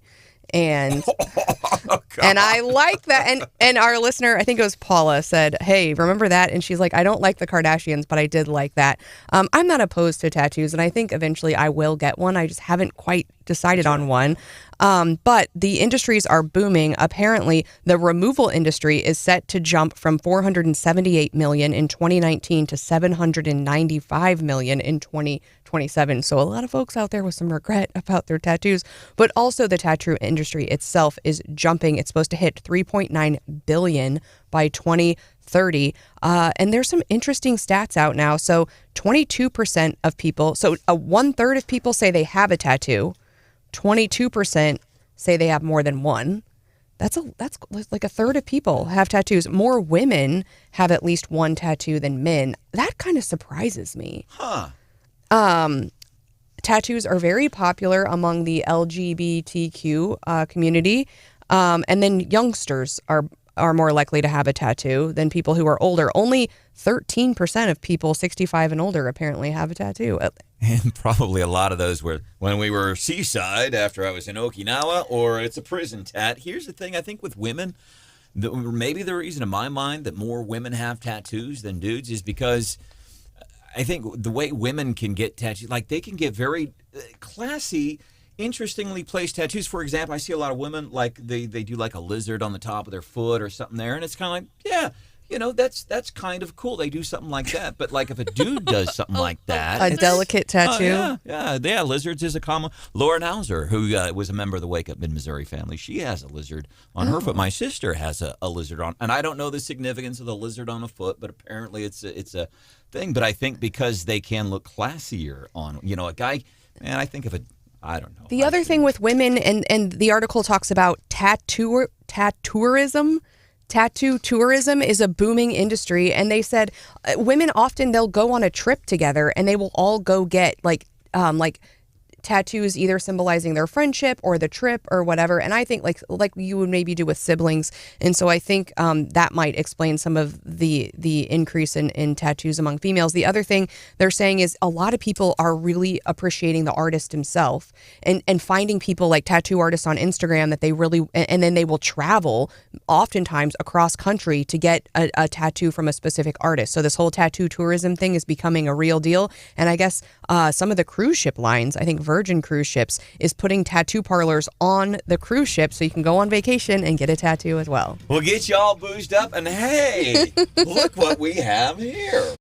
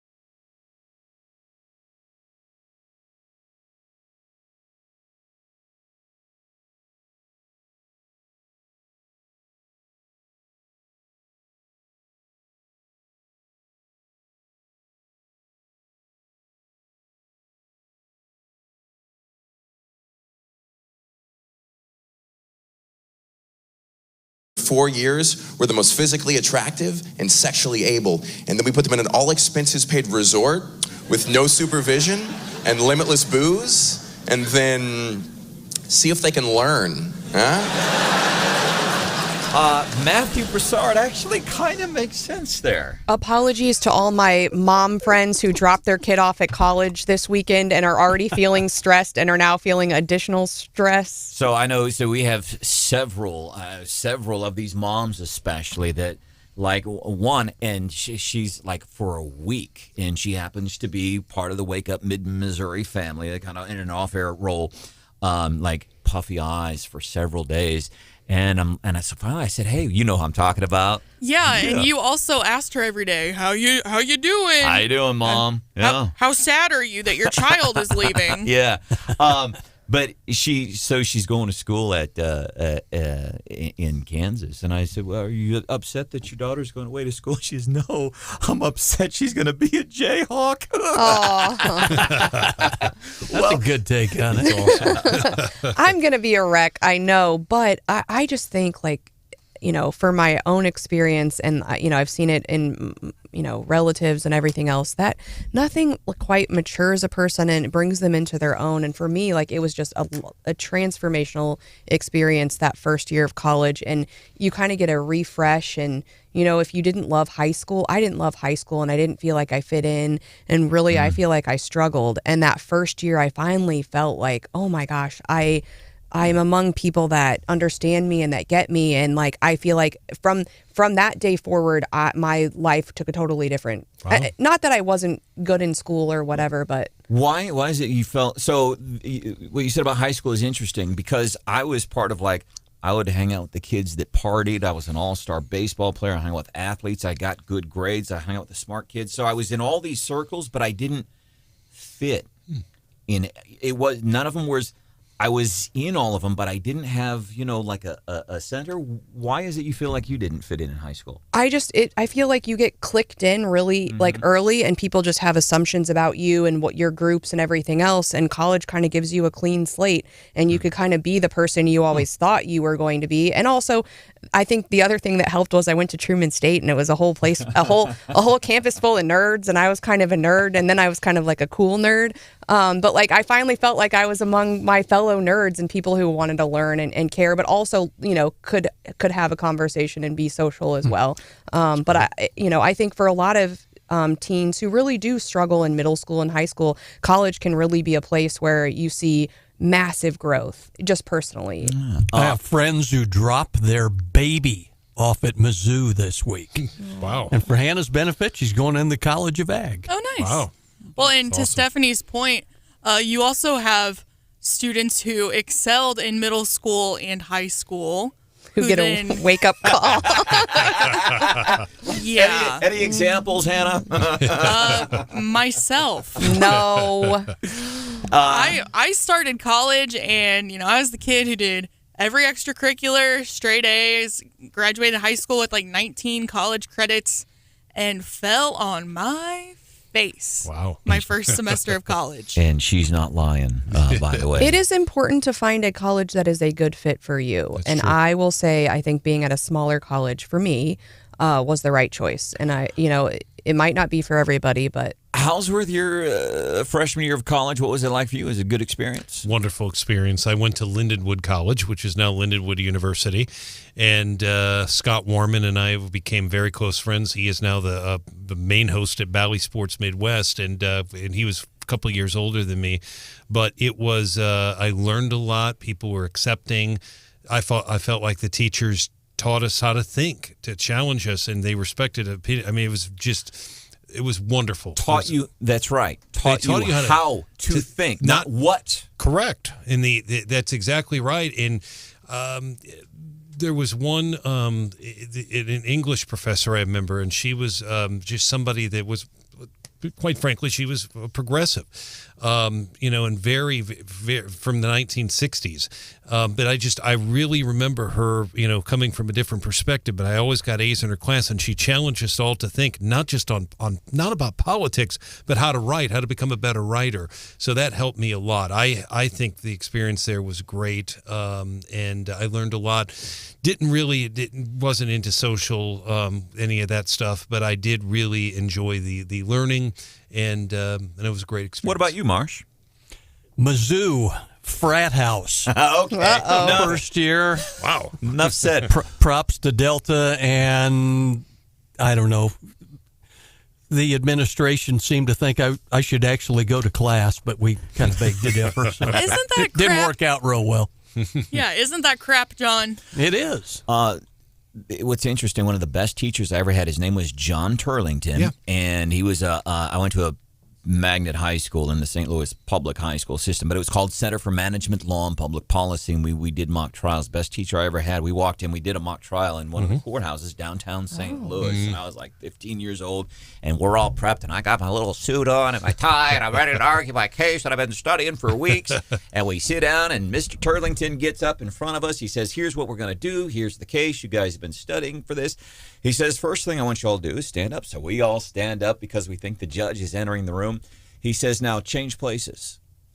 Oh, my gosh. So we had studied for weeks the prosecution aspect of this case. He told us, you guys go to the defense table, Oh, I'd be so mad. It was the most amazing experience. That's a great experience. Sure. That's awesome. That's right. Because it said, you got to, get in the minds of opposing counsel. That's for sure. You have to learn how to think. That's the whole thing. That's awesome. And now for nominees for the winners and losers of the week. 874-9390. The more localer, the more better winners and losers of the week. Houseworth, you're pretty good for local stuff. I do. I have 3 quick winners, no losers this week in no particular order. Good weather at the Missouri State Fair. I remember doing a story Monday. We were 9 inches of rain above normal.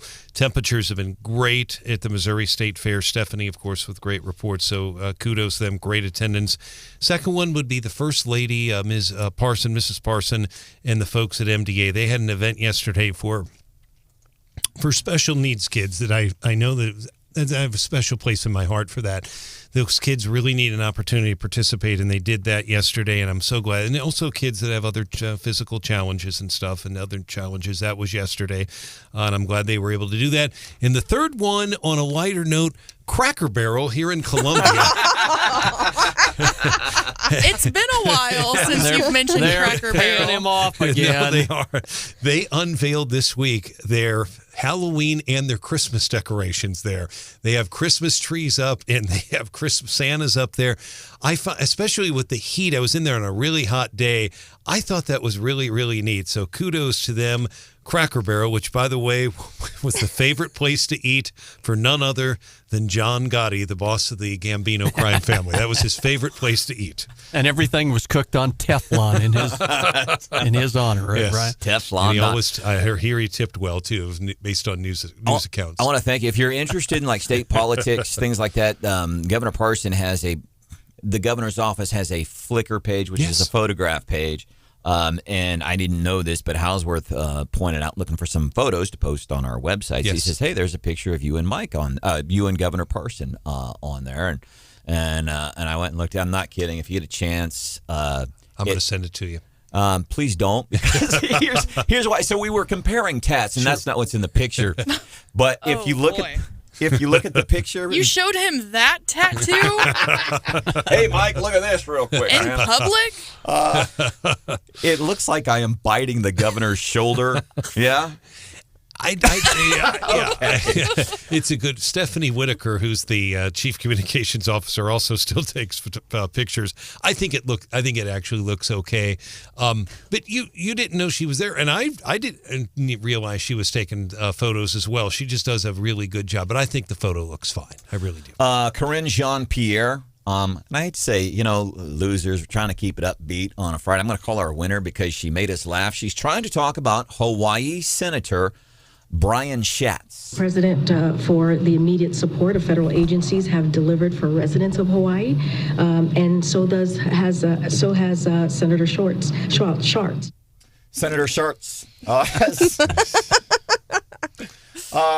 do you have, Hannah? I actually have KJP as loser of the week because, screw your positivity and whatnot that you were trying to create there. Yeah. Stephanie, did you see what she did on Twitter?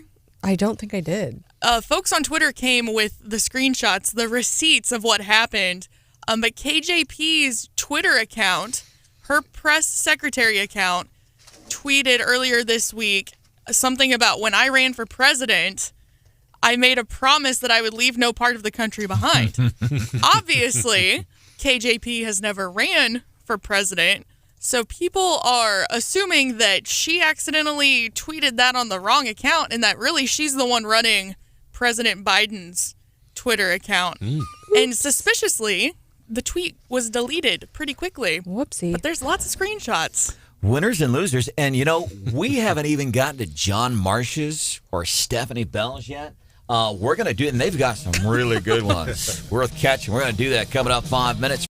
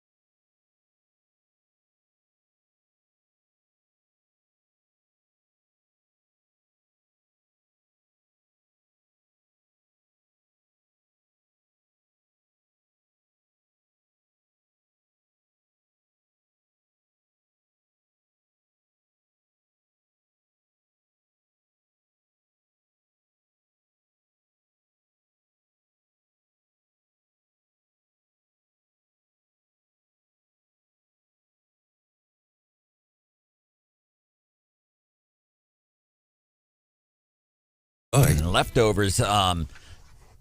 Continuing with winners and losers. So we've covered a whole bunch of folks today. It's interesting. How many occasions, Hannah, do we get somebody like a KJP who lands on a winners and losers list? Not too often. Not often. Not often, but that's happened this morning. Stephanie Bell, who do you have for winners and losers? Okay, loser of the week has to be, and I hate to do it, No, you don't. Morgan Wallen for shaving off the mullet. I'm mad about it. A lot of people are mad about it. He should have got the urban look rocking. Somebody said he's like the Aldi Fred Durst. He's like the generic brand. Remember that guy? Fred Durst, lead singer of Limp Bizkit. Yeah. Well, I'm glad to see the mullet go, but I don't know why he shaved his head completely bald. That was a weird move. It's not a good look for him. Well, some dudes, John, if you ever meet John Marsh, as a matter of fact, he was hanging out with KRCG legendary sports dude Rod Smith last night, and there's a picture of him on some of our social medias. John Marsh has a full head of hair. Yeah, he does. I don't. No, you don't. But I also cannot pull off the bald look at all. Some dudes can. Morgan Wallen and I, we cannot. I'll say that. And my winner of the week has to be the folks who doing the fair. So we've got Director Chin, Director of the State Fair, Mark Wolf, and then the governor, too. Just nothing but positives from both the producers, from the people visiting the fair, from the turnout. And you could just, I think there was a level, I think, of sadness at the governor's ham breakfast because the governor was speaking, and you can tell how much he means to the fair community and how much that that they enjoy him being the governor, and that relationship is just so genuine, and people kind of coming to the realization that next year will be Governor Parsons' last ham breakfast. You could there was a little bit of an air of sadness because it's just so genuine, and I mean, just the fair this year has been amazing from the talent to the attendance to everything, and when you're there you realize, I mean, just how many kids were there volunteering to do the parking, for example, and just how many people it takes to pull that kind of event off. So just kudos to everyone involved because they've done just a fabulous job. And I'm going to assume a little bit in stereotype, but I would assume a lot of those folks, well over 1,000 people just at that ham breakfast yesterday. I would think a lot of those folks, that they're going to support Lieutenant Governor Mike Kehoe because ag, he's a rancher and all that stuff. On the ag issue, I would assume a lot of those people would be huge Lieutenant Governor Mike Kehoe fans. Mr. Marsh, what do you have for winners and losers? Well, we got a few winners and one loser. How about our buddy, President of Lincoln University, Dr. John Mosley, welcoming 500 new students this year compared to a little over 460 last year. Kudos to them. You mentioned the event I was at with our buddy Rod Smith from TV 13 last night. And a couple more winners, Missy Creed and John Keogh, Osage Ambulance. They are chairing the Jefferson City Fund Drive now to build a brand new special learning center in the capital city. And our loser of the week, not a who, but an it. I'm amazed Stephanie didn't get this one. None other than her best friend, Tuesday, the infamous tri-level interchange. Listen, Stephanie, so we saw what happened at that tri-level, and that's going to be a thing. We have reached out twice to MoDOT trying to get somebody to talk about the future of the tri-level because it's been on our radar even prior to Tuesday. But Stephanie's reaction to what happened Tuesday? Someone needs to get fired. I don't know if it's the truck driver or whoever organized the cleanup. It shouldn't have taken 5 hours. It just shouldn't have. I'm going to pick winners of the week, listeners of the Gary Nolan Show in for a real treat today. Jennifer Bukowski, who you hear all the time. You hear on the Randall Tobler Show. You hear her on Nolan Show. Big thing or two that you're going to be covering this morning. Well, this morning I get to sit in for Gary Nolan, and I will have Attorney General Andrew Bailey on at 9:35, and I will have Secretary of State Jay Ashcroft on at 10:05, and it's Frost Your Buns Friday, so callers can call in about anything that's on their mind. No topic is off limits within reason. So what about foot fetishes, which we covered with Marsh this morning at 7:50? I thought this was a morning. Yeah. The tri-level has been frosting my buns this week. And then you and Mr. Bailey, what are you and Mr. Bailey going to talk about? Yeah, I was stuck in that for 90 minutes. Yes. I was stuck in my car Yeah. for that. The cows are kind of the losers of the week there, aren't they? There you go. Poor cows. But I'm going to talk to Attorney General Bailey about the hearing they had on the appeal from, they won that injunction in their lawsuit against the government to prevent them from telling the social media companies who to censor. The Biden DOJ appealed from that. They had a hearing on that appeal yesterday. We're going to talk to him about that and other things. He's a busy guy. Lots going on with him. And that's kind of the Biden thing and the social media stuff. That's kind of and the discovery they got in that suit is unbelievable. And kind of the broad issue being control, in fact, or censoring. Stop having your weekly meetings saying this is misinformation. We don't want you posting this about the laptop or whatever. They're having weekly meetings with them where they're telling them what information to censor, basically, and that's a violation of the First Amendment. So they got an injunction. The Biden DOJ apparently wants to continue violating the First Amendment, so we'll hear how that appeal went. 9:35. Attorney General Andrew Bailey with Jennifer Bukowski, who's filling in on the Gary Nolan show for Marsh, for Houseworth, for